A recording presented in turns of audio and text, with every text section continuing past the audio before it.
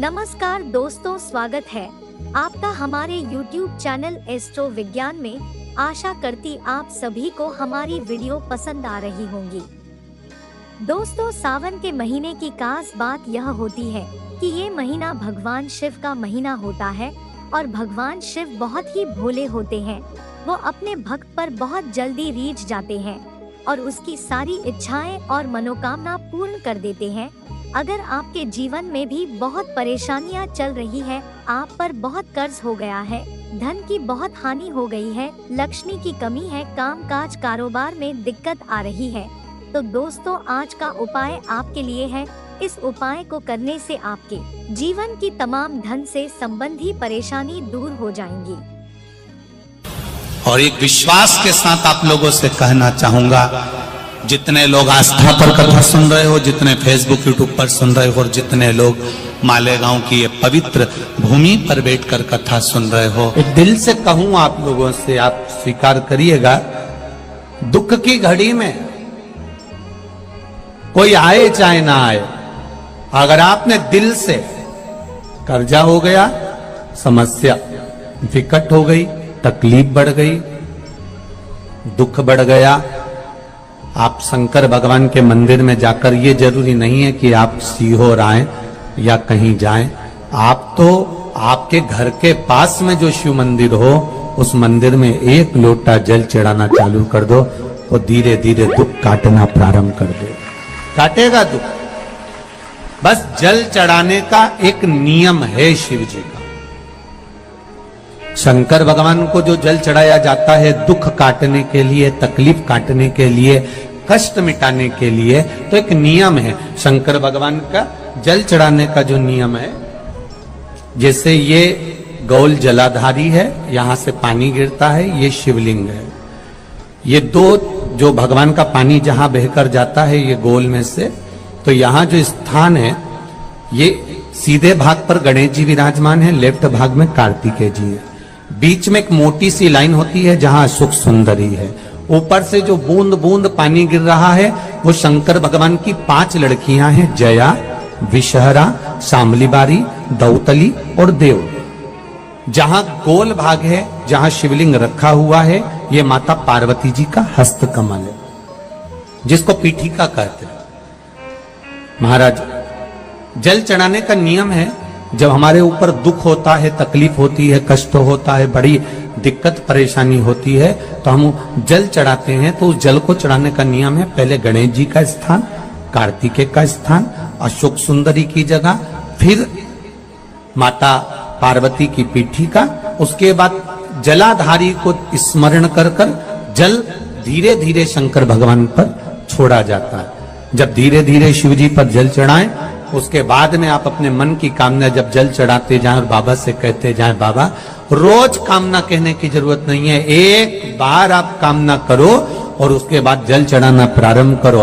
और उसको कहना जरूर, तेरे दरबार से कोई खाली नहीं गया मेरे शंभू, मैं नहीं जानती, मैं तो इतना जानती हूं कि कंकर शंकर है और तू सुनता जरूर है। ब्रह्मा ब्रह्म लोक में है, भगवान विष्णु वैकुंठ लोक में है, पर मृत्यु लोक में मेरा देवाधिदेव महादेव है, मेरी सुनेगा जरूर। और बाबा से विनय कर कर आप आइए। जल चढ़ाने का नियम, अगर दुख है, तकलीफ है, कष्ट है तो ऐसे चढ़ा दो, और अगर मन कर रहा है डायरेक्ट शिव जी पे चढ़ाना हो तो तुम्हारी मर्जी, उसमें कोई मना नहीं। शिव तत्व किसको कहते हैं? शंकर का गुणगान, शिव का स्मरण, भगवान शंकर का मंत्र जाप किसको कहते हैं? ये वही समझ सकता है जिसके भीतर शिव समाया होगा। और एक विश्वास के साथ आप लोगों से कहना चाहूंगा, जितने लोग आस्था पर कथा सुन रहे हो, जितने फेसबुक यूट्यूब पर सुन रहे हो और जितने लोग मालेगांव की ये पवित्र भूमि पर बैठकर कथा सुन रहे हो, आप दिल से उसकी कथा सुनना।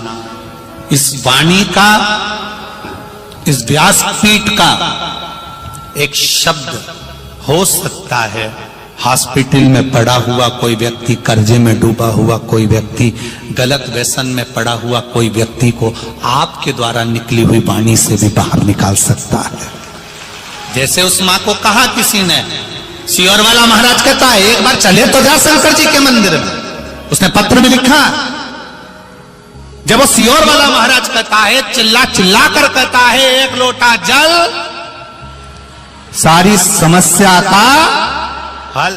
तो जा 7 साल में उस बच्चे की वाणी वापिस आ सकती है जो वाणी नहीं थी। जब वो वाणी मेरा महादेव दे सकता है, वो देखो उस माँ के चेहरे की खुशी, उस माँ के चेहरे की रौनकता, जिसका बेटा 7 साल बाद बोला हो, उसका आनंद देखिए कि कितना होगा,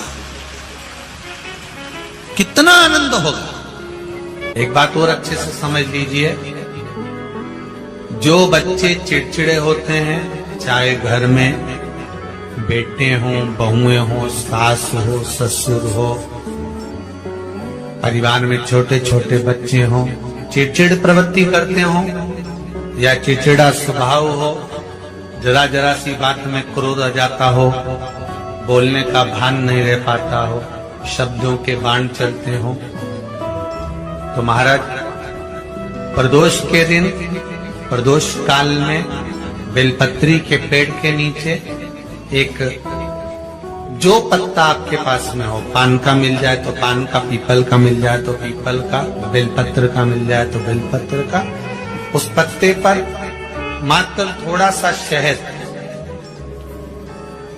और 7 दाने चावल के रखकर घी का दिया लगा दो महाराज, और थोड़ा सा जल हाथ की अंजलि में लेकर भगवान देवाधिदेव महादेव का स्मरण कर कर कि इस बेलपत्री के वृक्ष के नीचे माता लक्ष्मी, पार्वती, सरस्वती विराजमान है।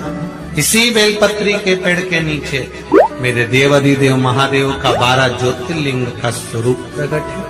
उनका स्मरण कर कर जल चढ़ा दीजिए और उसका स्मरण कर लो जो चिड़चिड़ प्रवृत्ति करता, क्रोध करता, जिसको बोलने का भान नहीं होता हो, सम्मान नहीं देता हो, अपशब्द कहते हो, उनका स्मरण कर कर आप छोड़ेंगे।